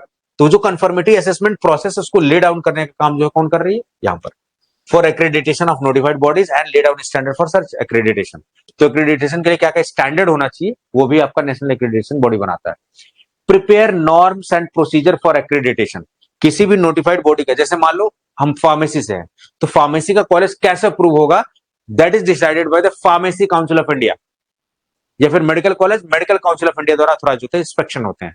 तो उनके नॉर्म्स होते हैं कि इन पॉइंट्स पे खड़े उतरने चाहिए। There should be proper lab facility, there should be proper you can say herbal garden should be there should be proper animal house should be there. Yes, so they are going to audit a notified body also, they are going to lay down the standard also, they are going to audit a notified body, they are going to give the certificate also to the notified body. Yes, अब notified body क्या है ये सब सारी चीज थोड़ा सा समझ लेते हैं। notified body कोई भी इंस्टीट्यूट या कोई भी ऑर्गेनाइजेशन और एनी बॉडी कॉर्पोरेट जिसको एक्रेडिटेशन चाहिए एज नोटिफाइड बॉडी, वो कहां पर अप्लाई करेगा? National accreditation body in the rule 11। So rule 11 में नेशनल एक्रेडिटेशन बॉडी के यहां ये अप्लाई करेगा। ठीक है, ये सब अब ये समझ लो कि नोटिफाइड बॉडी क्या करता है? Competent to carry out audit of manufacturing site of class A. याद रहे, क्लास ए में non sterile and non manufacturing, और क्लास बी में इसको ये वेरीफाई करेगा। ठीक है, सो नोटिफाइड बॉडी जो कि नेशनल एक्रेडिटेशन बॉडी द्वारा उसको पावर मिल रही है, क्लास ए में नॉन स्टराइल और नॉन मेजरिंग, ठीक है, उसके अलावा छोड़ के, और क्लास बी की जितने डिवाइसेस हैं उनको क्वालिटी मैनेजमेंट सिस्टम के तहत जो है चेक करेगा, ऑडिट करेगा, असेस करेगा। Got the point? Yes. Now next,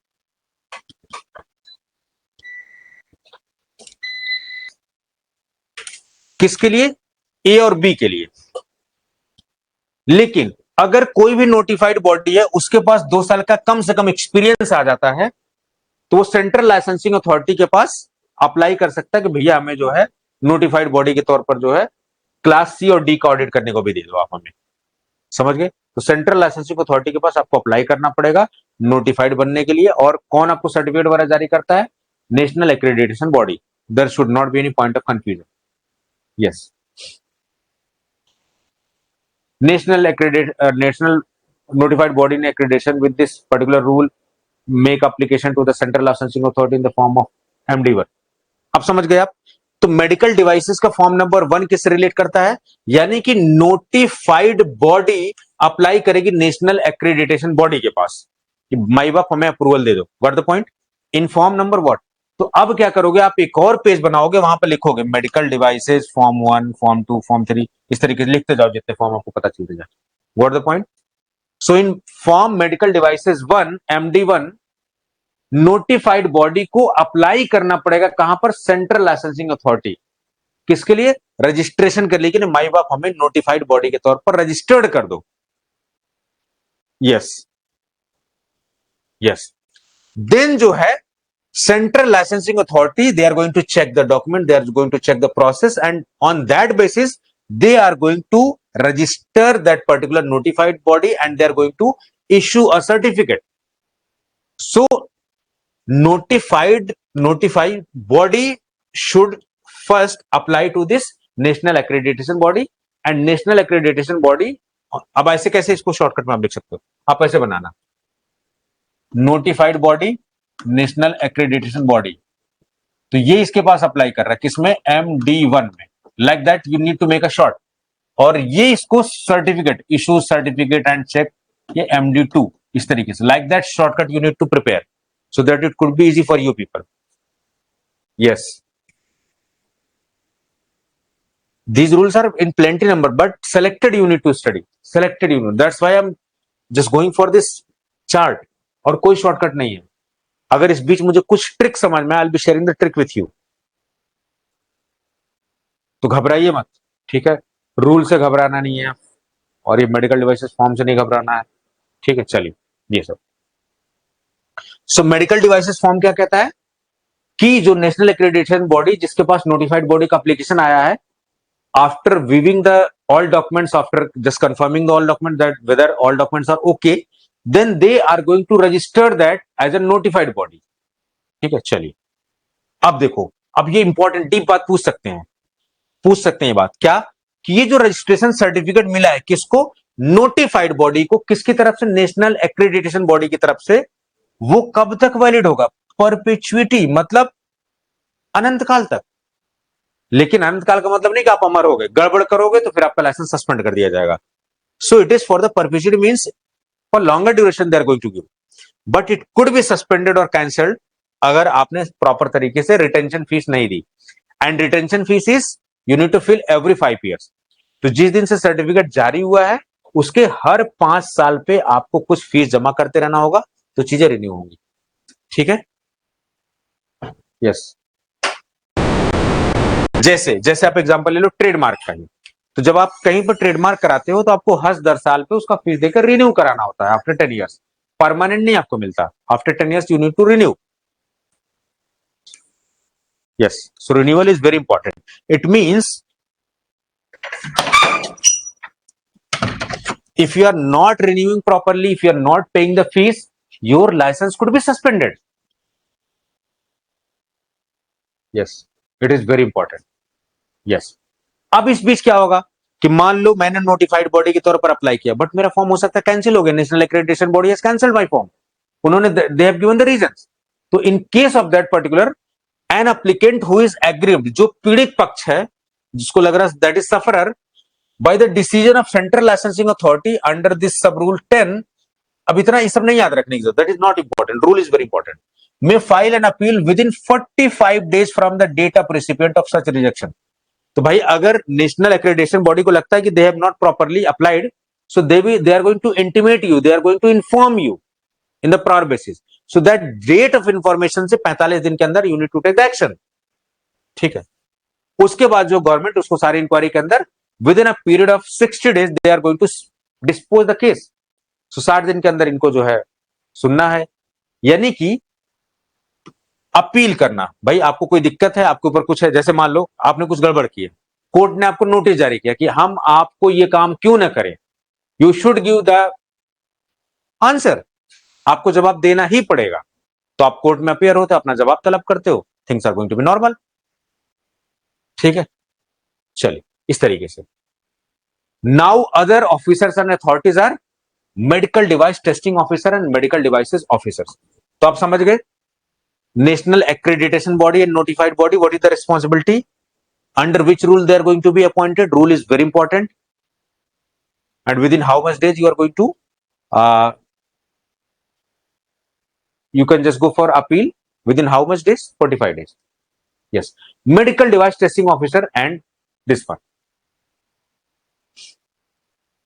here you can see medical device testing laboratory, यहां पर आप देख सकते हैं। फिर उसके अलावा मेडिकल डिवाइसेस के डिटेल्स वगैरह कैसे हैं, सब सारी चीजें। ठीक है, चलो यहां पर देखते हैं जरा। सेंट्रल गवर्नमेंट में designate a government analyst appointed under section 20 of the act as medical device testing officer. थोड़ा सा स्टार्टिंग में जाते हैं इन द बेसिक्स। अब जैसे जैसे आप डीप जाओगे you will be in the confusion, इसीलिए थोड़ा थोड़ा पढ़ना पड़ेगा, एक ही दिन में सारा पढ़ोगे यू विल बी कंफ्यूज। तो आज आपने पढ़ा, थोड़ा सा you just go for the revision, फिर जब अगला सेशन जाओगे just go previously for the revision. अब यहां पर थोड़ा सा समझ लेते हैं, यहां पर देखिए ये मेडिकल डिवाइस ऑफिसर वो सेंट्रल और स्टेट दोनों से हो रहा है, जबकि medical device testing officer central government. Got the point, इतनी बात क्लियर है। चलो यहां देखते हैं।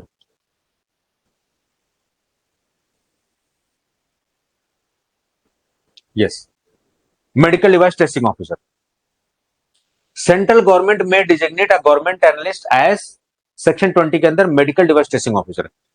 मेडिकल डिवाइस टेस्टिंग ऑफिसर के केस में only central government is involve. तो सेंट्रल गवर्नमेंट किसको इन्वॉल्व करेगी, जो गवर्नमेंट एनालिस्ट है, ऑलरेडी गवर्नमेंट एनालिस्ट, कोई ऐसे वैसे को नहीं करेगी, वो ऑलरेडी एक एक्सपीरियंस पर्सन को करेगी जो ऑलरेडी काम कर चुका है। भाई टेस्टिंग आपको तो ऐसे थोड़ी ना कि नए खिलाड़ी को उतार देंगे, जो गवर्नमेंट एनालिस्ट ऑलरेडी है उसको उतारेगी ये लोग। सेंट्रल गवर्नमेंट में डिजिग्नेट अ गवर्नमेंट एनालिस्ट, और गवर्नमेंट एनालिस्ट की नियुक्ति कहां पर होती है, पब्लिक सर्विस कमीशन के थ्रू स्टेट्स में, आपने देखा होगा, लेबोरेटरीज में, appointed under section 20 of this act, medical device testing officer. What the point? So generally medical device testing officer important is appointed by the central government, and who is that person? That is a government analyst. तो statement UPSC कैसे बना सकता है, that medical device testing officer should be a government analyst. Second statement, it is appointed by the state and central government. No, only central government. Option 1 and 2 are correct, 2 and 3 are correct, 1, 2 and 3 are correct. Like these type of questions they are going to ask the question. So that's why facts should be clear. चीजें समझ में आ रही हैं, confusion तो नहीं हो रहा है अभी? यस। अब देखो, सेंट्रल गवर्नमेंट और स्टेट गवर्नमेंट में designate a inspector, not government analyst, inspector appointment under section 20 of the act medical devices officer. Section 21 के तहत मेडिकल डिवाइस ऑफिसर कोई राज्य सरकार या केंद्र सरकार उसको कर सकती है, जबकि medical device testing officer could be only appointed, that person is government analyst and only be appointed by the central government. समझ में आ गया? So testing purpose central government and it should be a government analyst, but as a medical device officer it could be appointed by the central and state government and under the section 21। Yes, I think now you are clear. Yes, फिर उसके बाद जो central government central जो devices के लिए central medical devices laboratory बना रही है, किस पर्पस के लिए? भाई जो मेडिकल डिवाइसेस बन रही हैं अगर फेल आ रही है उनका टेस्टिंग इवैल्यूएशन करना, अपीलेट अथॉरिटी के तौर पर भी काम करना, और जो भी स्पेसिफाइड फंक्शन दिए गए वो सब सारी चीजें। यस यस, अब यहां पर देखो, it's very important, provided that no medical devices testing laboratory shall be so designated unless it has been duly accredited by the National Accreditation Body for Testing and Calibration, जिसको बोलते हैं NABL certified lab. तो mostly आपकी जो government की lab है, central medical devices testing laboratory, mostly they are approved by this NABL। तो NABL क्या करता है, जैसे आपने देखा होगा doctor Lal pathology, SRL diagnostics वाले, हम गली नुक्कड़ वाले रिपोर्ट पर भरोसा नहीं करते, इन पे क्यों भरोसा करते हैं? ये बड़ा बड़ा सा board, we are the only laboratory appointed by this NABL. So NABL अगर सर्टिफाई कर रही है, अथॉरिटी कर रही है, तो जाहिर सी बात है सब things are going to be good. और एनएबीएल को कौन सर्टिफाई कर रहा है? That ISO. भाई किसी ने कहते हैं हम एनएबीएल को क्यों माने, कौन सी तोप है NABL? ISO is going to authorise that particular laboratory. तो एनएबीएल को एक्रेडिटेशन कौन दे रहा है? ISO, ISO certified, that's why. और किसी चीज से जब आप सर्टिफाई लेते हो, it means your credibility is going to be increase, and where credibility is going to be there, business is there. Simple सी बात है, जहां पर लोगों का फेथ है, ट्रस्ट है, क्रेडिबिलिटी है, देयर इज अ बिजनेस। तो इसीलिए आप हॉस्पिटल में देखो NABH certified, in diagnostic laboratory NABL certified lab is there. इसका ही मतलब नहीं कि आपको जरूरी लेना ही, it's not mandatory, it's voluntary service. लेकिन आप सोच के देखो ना कि अगर आप एक NABL सर्टिफाइड लैब हो, आपको एडवांटेज है, पैसा ही पैसा। That's why it's voluntary, but it's very important. So central medical testing laboratory, they should be NABL certified. Got the point? Yes. चलो अब देखो, अब मेडिकल डिवाइसेस क्या है? shall be registered with the central licensing authority through an identified online portal established by CDSU। तो कौन सा CDSU द्वारा पोर्टल? सुगम, सुगम पोर्टल। यहां पर मेडिकल डिवाइसेस रूल्स में बोला गया है। यस। अब टूटैक्सो अकेडमी पे आप कैसे, अब देखोगे रिव्यू में बहुत बकवास लिखते हैं। अभी मैं आपको एक दिन मैं भंडाफोड़ करूंगा, तो आप देखना जो बकवास बकवास रिव्यू लिखते हैं ना, आप देखो उनका सर्च करना नाम, they are not going to exist any more in the application. तो वो उनका काम है, उनको करने दो, कोई दिक्कत नहीं है। जो पढ़ते हैं यहां से, जो जानते हैं, जो सिलेक्शन ले रहे हैं, उनको इस प्लेटफॉर्म की सच्चाई पता है। यस। जब भी आप कभी लाइफ में अच्छा काम करोगे तो पैर खींचे ही जाएंगे, और पैर खींचे जा रहे हैं, आपका क्रिटिसिज्म जबरदस्ती किया जा रहा है, it means you are in the right platform, you are in the right path. क्योंकि बात उन्हीं की होती है जिनमें कुछ बात होती है, एक्चुअली जिनमें कोई बात नहीं होती उनकी कोई चर्चाएं नहीं होती समाज में।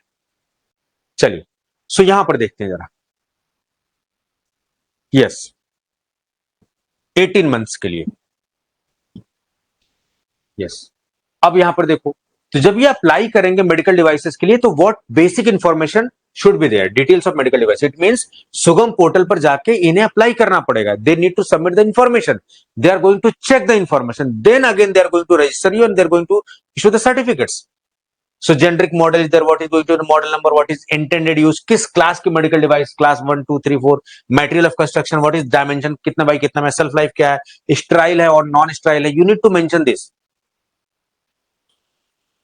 अगर आपने कोई मेडिकल डिवाइसेस ट्रेडमार्क एक्ट 1999 के तहत, जो जैसे आप टूटैक्सो academy, it's a registered name, it's a trademark name, आप दुनिया में नहीं ले सकते इस नाम से। इट्स अ रजिस्टर्ड इंस्टीट्यूट, कोई अर्जी फर्जी नहीं है। यस। चलिए अब देखो, अब और कैसे, कहां से, अभी क्या बोला गया कि जो अथॉरिटीज हैं वो तो करेंगे, लेकिन अगर ब्यूरो ऑफ इंडियन स्टैंडर्ड नहीं देता, तब कहां से आपको माना जाएगा? ISO certified. तो ISO 13485 is very important. Yes. तो यहां से भी आप सर्टिफिकेशन ले सकते हैं, ISO 13485। So quality management system related to the medical devices, कोई भी मेडिकल डिवाइस में अगर बेहतरीन क्वालिटी की है, क्वालिटी सिस्टम फॉलो किया गया है, that should be registered with this 13485। ISO 13485 is related to what? It is related to the quality management system of medical devices. Got the point? Yes.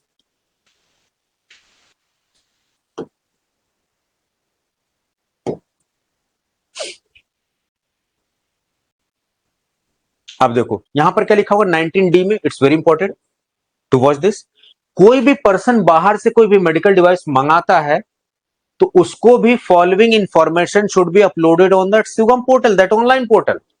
तो वहां पर ये basic information, these are the basic information you need to upload.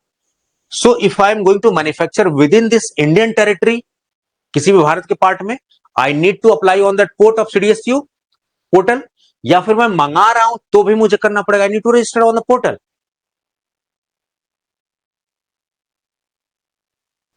Yes, Abhishek ji कह रहे हैं I am lead auditor, बिल्कुल। Many of you are the experience person, और मैं बड़े प्राउडली मैं कह सकता हूं कि बहुत सारे लोग मेडिकल डिवाइसेस के क्षेत्र में already they are working in this batch. May be some persons are very senior in comparison to me also. बहुत सारे ऐसे लोग हैं जो मेरे से बहुत सीनियर है, बहुत सारी चीजें जानते भी होंगे, मेरे से बहुत एक्स्ट्रा चीज जानते हैं, बहुत सारी चीजें मैं जानता हूं। सो यही तो फार्मेसी की खूबसूरती, यही तो और प्लेटफॉर्म की खूबसूरती, हम आपस में वी आर शेयरिंग और व्यूज, वी आर शेयरिंग और ideas. Yes, so if you are going to import any of the medical devices, ऐसा नहीं कि आप घर में रखो उसको बेच सकते हैं, you need to register it first on the online portal provided by the CDSCO, and that is the Sugam portal. So Sugam portal is very important, एक बार आप उसको खंगा लेंगे और कुछ इंफॉर्मेशन भर के भी देखने की कोशिश करेंगे, और जो लोग they are working already in this medical device field, so they are very known. Yes, 3B क्या है? Registration of class A non sterile and non measuring, जहां पर मेजर, जहां पर क्वांटिटेटिव नहीं है, जैसे drug delivery. In drug delivery devices, they could be implant, but measured quantity of drug they are releasing. So they are not non-measuring. They are measuring. They are having quantity. But in case of lenses, eye lenses, they are not having quantitative studies. So they are non-measuring. Darshan is also saying, yes, sir, we are working in medical device. Yes, many of you, because जब मेरी बात हुई कि sir I am also working in particular field, बहुत सारे बायोमेडिकल्स, बहुत सारे life sciences के लोग, बहुत सारे फार्मेसी के लोग, they are already working in this field. So उनके साथ एडवांटेज क्या है? They are having the advantage कि बहुत सारी चीजें समझ है, क्योंकि उन्होंने एक्सपीरियंस है, तो बहुत सारे क्वेश्चन उनके एक्सपीरियंस से लग जाने वाले हैं। So they are going to get the advantage in viva interview, you can say they are going to advantage in this competitive examination also, but make sure that because your viva is going to be there, तो आपका जो interview होने वाला है वो आपके इसी आपके काम के इर्द गिर्द होगा, and they are going to ask very technical questions once you are going to open your mouth that I am already working on this field, so will be they asking very technical questions, so you should be very prepared। तो आपको prepared फायदा मिलेगा, साथ साथ it could be a loss for you कि many questions will be there. अच्छी बात है ना। देखो यूपीएससी का जब इंटरव्यू आप फेस करोगे ना, तो कुछ लोग होते हैं कि नहीं यार बस हाँ ना में जवाब देके जल्दी से निकल जाए यार। अगर इस तरीके से एटीट्यूड से आप जाओगे, you are not going to be in the list. आप उनको मौका दो कि आपसे कुछ पूछें, आपको छेड़े, लेकिन इतना मौका नहीं देना है कि कुछ भी उलझुल पूछ ले। तो आपको ओपन एंडेड रहना है कि आपसे लोग क्यूरियोसिटी दिखाएं, आपसे कुछ इंटरेस्ट ले पूछने में। अगर इंटरेस्ट ले रहे हैं interviewer, they are asking the questions, आप सही बता पा रहे हो नहीं, वो that is a separate thing. But if you are going for a open interview, definitely there is a high chance that you will be in the list. अगर आपने क्लोज एंडेड इंटरव्यू कर दिया, there is very less chance. It's not about timing, it's about कि कितना आपने attention gain किया interviewer का, कितने वो जज कर पाए आपको। ठीक है, जब आप ओपन नहीं होगे तो how they are going to जज। यस, सो इंटरव्यू में आपके साथ थोड़ा सा ये इश्यूज होंगे और कुछ फायदे भी होंगे आपको। So this chapter is related to the all non sterile and non measuring medical devices, class A के जितने भी हैं। So in that they are going to use this information इस तरीके से। Yes, import of class A non sterile non measuring devices के लिए ये सारी चीजें होनी चाहिए। यस, सुगम पोर्टल आप यहां पर देखो, दिस इज वेरी इंपॉर्टेंट। सुगम पोर्टल आप देखोगे, सीडीएसयू का पोर्टल है, यहां पर आप देखोगे Sugam builds a comprehensive database of various permissions and license issued by state FDs. तो जो स्टेट एफडीएस है वहां के डेटा, ये database, it is acting as a database also. This include detail of manufacturers, जो भी manufacture, because they are registering their devices, they are registering their itself. Manufacturing site and drug formulations, manufacturer can view their consolidated data and permissions related to state authorities कि कहां उनको approval मिला नहीं मिला, the exact status। Mike correct करो sir, आवाज अजीब सी होगी सर। ओके, एक मिनट, लेट मी चेक। बाकी लोग बताइए, कुछ लोग कह रहे हैं, अभिषेक जी कह रहे हैं कि आवाज थोड़ा सा गड़बड़ हो रही है। आवाज तो मेरे ख्याल से सही होना चाहिए। देख लो मैं जरा, बैटरी तो नहीं डिस्चार्ज हो गई इसकी? नहीं, battery is okay. Tane Singh voice is clear. Okay, Abhishek ji वो हिल गया होगा, माइक वाइक इधर उधर हो गया होगा, तो थोड़ा बहुत हो जाता है, परेशान मत हो। What about other people? Tania Singh voice is clear. Okay, thank you Tania. And what about other people? आपको यकीन नहीं होगा, 35 to 40% medical devices rules is over now just in one session. So have patience, have patience. Yes, कितना session लगेगा? 3-4 session maximum, एक topic पूरा खत्म हो जाएगा। ठीक है, बहुत आराम से। वो इसलिए पॉसिबल है बिकॉज ऑफ एक्सपीरियंस। जो प्लेटफॉर्म, जो टीचर जितना एक्सपीरियंस होगा, that is going to have a precise information. Yes, ठीक है अभिषेक जी। चलिए, यहां पर आप सुगम पोर्टल के बारे में जरा अच्छे से देखना। Chapter 4। Yes, manufacture of medical devices for sale for distribution. ठीक है, ये देखो कहां कहां पर इन्वॉल्व था मैन्युफैक्चरिंग। आप देखो, मैन्युफैक्चरिंग खास करके सी और डी का, सेंट्रल गवर्नमेंट, ए और बी का स्टेट गवर्नमेंट, ये इन्वॉल्व था। बाकी सेल वगैरह जो है, डिस्ट्रीब्यूशन वगैरह सारी चीजें, वो किसका इन्वॉल्व थी? स्टेट का इन्वॉल्व था। ये सारी चीजें हम लोग पढ़ने वाले हैं। स्टेट लाइसेंसिंग अथॉरिटीज कैसे डिस्ट्रीब्यूट करते हैं, चैप्टर 4 को अच्छे से डिटेल करेंगे। सी एंड डी के लिए कैसे अप्लाई करेंगे, लाइसेंस कब तक वैलिड होता है 5 ईयर्स इश्यूज से, कब कब किस केस में when it is going to be have the suspension and cancellation, एक एक चीज हम डिटेल में पढ़ने वाले हैं। Import of medical devices we are going to have this. तो मैं इस पीडीएफ को अपलोड कर दूंगा, आप इसको क्विक रिव्यू जाओ, आप have a quick revision. Got the point? मेरे ख्याल से शायद टीम ने अपलोड करने को मैंने बोला था, कर भी दिया होगा, मैं एक बार क्रॉस चेक कर लूंगा।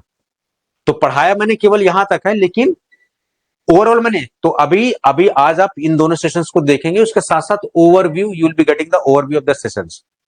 वो एक ओवरव्यू है, तो अभी ओवरव्यू आपको देखना है, and in the last of the examination that overview you need to just go for the overview. अभी आपके पास समय है, you need to go the detail. Confusion कोई नहीं है। कुछ बच्चे कह रहे हैं सर लाइव क्लासेस लाइव में अपलोड नहीं होती हैं, लेट होती हैं। वो इसलिए क्योंकि क्लासेस तो वो ऑटोमेटेड एआई बेस्ड होती हैं, अपने आप ही प्रोसेस होती है, अपने आप अपलोड होती है। 2-2 घंटे की क्लास इतनी जल्दी प्रोसेस नहीं होती, 1-2 घंटा समय लगता है। सर लाइव में आई लेकिन वहां से गायब हो गई, क्योंकि वहां पर सीरियल का इशू है, तो आपको कंटेंट में अरेंज किया गया। So study from the content itself. Sir chat option में हम व्हाट्सएप ग्रुप, अलग से व्हाट्सएप ग्रुप की जरूरत नहीं है। Initially admission sir going on, बहुत ज्यादा हलचल है, बहुत सारी क्वेरीज है। So we are taking independently, we are taking individually. Group खोलेंगे बहुत सारा, तो बहुत सारा उसमें जो है फिर बातें ही होंगी, फिर आप पढ़ नहीं पाओगे। और व्हाट्सएप से ज्यादा वो सारी चैट ओपन होंगे, सब आप आराम से डिस्कस कर सकते हो, you can just ask the questions. उसके अलावा मेरी चैट ओपन हमेशा रहती है, आप हमेशा पूछ सकते हो। सो व्हाट्सएप से बेहतर फीचर है एप्लीकेशन में, there is no need to go for another WhatsApp group जहां पर आप सरदर्दी ज्यादा होगी। So import of medical devices chapter 5 में we are going to study labelling of medical devices 6, clinical investigation 7 वगैरह में सब पढ़ेंगे। चैप्टर इज इंपोर्ट और मैन्युफैक्चर ऑफ डिवाइसेस पर्टिकुलर, जो प्रेडिकेट डिवाइसेस नहीं है। Chapter 9 duties of medical device officers या नोटिफाइड बॉडी, ये सब पढ़ेंगे हम लोग। Chapter 11 state medical devices, sale of medical devices, sorry sale of medical devices, ये चैप्टर 9 में है, सॉरी 11 में है। चैप्टर 10 आपका रजिस्टर ऑफ लेबोरेटरीज है। ठीक है, 9 में आपकी मेडिकल डिवाइसेस ऑफिसर्स के हैं सारी रिस्पॉन्सिबिलिटी। 10 में आपकी जो है, जो भी लेबोरेटरीज है उनको कैसे रजिस्टर करना है, what is the process. Chapter 11 sale of medical devices and chapter 12 is miscellaneous. So ये सारी चीजें हैं। बाकी आप अपने दोस्तों मित्रों को जो है बताइए इस प्लेटफॉर्म के बारे में, ताकि वो परेशान ना हो, गुमराह ना हो, कम प्राइस में आप अच्छी चीजें पढ़िए। ठीक है, थीम है हमारी, क्योंकि वी ऑलरेडी नो कि आपने बहुत सारे लाखों रुपए खर्च कर दिया, and we do not need any lakhs of rupees. हमें बस सिंपल प्लेटफॉर्म रन करने के लिए फीस चाहिए होती है। यस, गोविंद जी देखो, आप इंटरनेट पे बहुत सारे सोर्सेज हैं, अगर खुद से करना चाहो तो वैसे तो मुझे authentic source to be honest नहीं मिले, तो मैं क्या कर रहा हूं, खुद क्रिएट कर रहा हूं, खुद बना रहा हूं, वीडियोस क्लास में करा रहा हूं अपने एंड पे। बाकी टीम को बोल दिया टेस्ट सीरीज भी वो जनरेट कर रहा है इंपॉर्टेंट टॉपिक्स के। तो that would be the best, अगर आप वेट कर सकते हैं। बाकी अपने एंड पे तो आप कहीं से भी कर सकते हैं इंटरनेट से, इंटरनेट की दुनिया खुली है। ठीक है, चलिए, ये टूटैक्सो अकेडमी आप इसको फॉलो कर सकते हैं। ओपन एमसीक्यूज बाय टूटैक्सो अकेडमी, जहां एमसीक्यूज आ रहे हैं और जहां पर ओपन जॉब्स के बारे में सारी इंफॉर्मेशन। ये पीडीएफ अपलोड हो जाएगी ना 1-2 दिन, नहीं 2 दिन नहीं लगते हैं, अपलोड हो जाती है। जैसे अभी मेरी कोई क्लास नहीं रहे तो I will be uploading the things, क्योंकि इतनी रात को टीम नहीं काम करेगी ना, इतनी रात को तो मैं ही काम करूंगा, टीम तो अपने अपने घर चली जाती है। चलिए, बाकी प्लेटफॉर्म के बारे में आप सारी इंफॉर्मेशन यहां से ले सकते हैं tutorsacademy.com से। यू कैन रजिस्टर द उड़ान बैच ऑन गोइंग जो भी है, आप अपने दोस्तों मित्रों को बता सकते हैं। कूपन्स भी देते रहे। देखिए कूपन्स को लेकर बड़ा इश्यूज हो जाते हैं, आप समझने की कोशिश करिए। मैं बार बार एग्जांपल देता हूं, एक घर में दो बच्चे हैं, कोई बीमार बच्चा है, कोई थोड़ा हेल्दी बच्चा है, दोनों को डेली दूध मिल रहा है। लेकिन अगर कोई बच्चा बीमार है थोड़ा सा, अगर नहीं तबीयत उसकी ठीक है, तो उस गिलास का दूध अगर एक दिन उसको पकड़ा दिया जाए, उससे कुछ लॉस नहीं होगा। ठीक है, 100 200 500 में किसी का बहुत ज्यादा फायदा नहीं होगा। आज आपको शायद मैटर कर रहा हो, लेकिन जब आप सेलेक्ट हो जाओ आपके लिए मायने नहीं रखेगा। लेकिन कुछ ऐसे बच्चे हैं, क्योंकि आप एज ए इंडिविजुअल सोच रहे हो, हम एज ए ओवरऑल सोचते हैं। तो मैं डिस्पैरिटी या फिर इस तरीके से अनइक्वालिटी नहीं क्रिएट कर रहा हूं, लेकिन मेरे कंसर्न को भी समझिए कि थोड़ा सा अगर किसी को हम सपोर्ट दे देते हैं तो शायद वो ग्रो कर जाता लाइफ में। ठीक है, तो एज ए मेंटर हम लोग सोचते हैं बहुत सारी चीजें। तो यहां से उड़ान बैच वगैरह स्टार्ट कर सकते हैं। बाकी आरआरबी के बैचेस, रेलवे वगैरह की सारी चीजें, फार्मासिस्ट के पूरे इंडिया में सबसे ज्यादा आप देखोगे, अच्छा रेशियो ऑफ सिलेक्शन का देखोगे तो भी आपको दिखाई देगा। कोर्सेज 999 में आपको दिखाई देंगे। ट्रेंडिंग कोर्सेज होते हैं हमारे यहाँ। एप्लीकेशन पर है, 10,000 प्लस बच्चे पढ़ रहे हैं ऑलरेडी। तो ये सारी चीज आप बता सकते हैं, बाकी फॉलो कर सकते हैं आप सारी चीजों। ठीक है, इस पीडीएफ को शायद मैंने अपलोड कर दिया है, टीम को बोल दिया था, मैं क्रॉस चेक कर लूंगा एक बार। ठीक है, मेडिकल डिवाइसेज एंड ओवरव्यू के नाम से होगा ये, इसी नाम से होगा ये, आप एक बार चेक कर लेना। ठीक है, याद रहे जो पीडीएफ में अपलोड करता हूं उसमें जब मैं डेली पढ़ता हूं तो when there are certain new things तो मैं ऐड भी करता हूं, और मुझे लगता है कि वो बाद में कंपाइल्ड होगा तो उसको मैं रिप्लेस कर देता हूं। तो अभी जो अपलोडेड होगी, जो आज होगी, दोनों में थोड़ा सा फर्क होगा, नजर आएगा आपको। ठीक है, ये है, यहां से देखो मेहनत मैंने एक एक करके पढ़ा हुआ है। ये देखो इस तरीके से। तो जिन लोगों के पास आईपैड है या फिर टैबलेट वगैरह है या फिर फोन वगैरह में कुछ आप कर सकते हो तो आप स्क्रॉल कर करके पढ़ लो। प्रिंट आउट निकलवा सकते हो तो प्रिंट आउट भी निकलवा सकते हो, कोई दिक्कत नहीं है। तो जैसे मैंने स्क्रॉल कर करके इसको पढ़ा हुआ है एक एक चीज। ठीक है, इस तरीके से एक एक पॉइंट, गॉट द पॉइंट।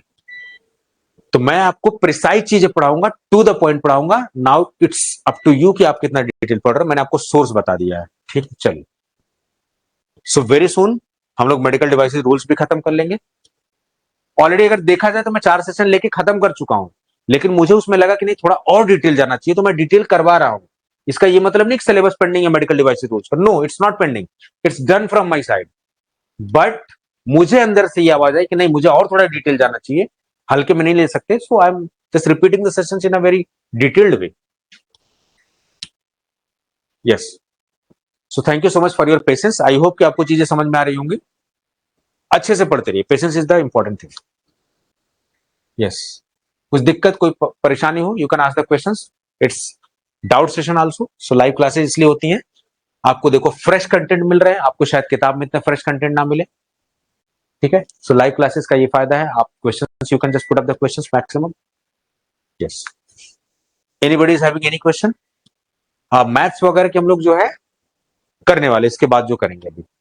ठीक है, एक सेक्शन और करने के बाद फिर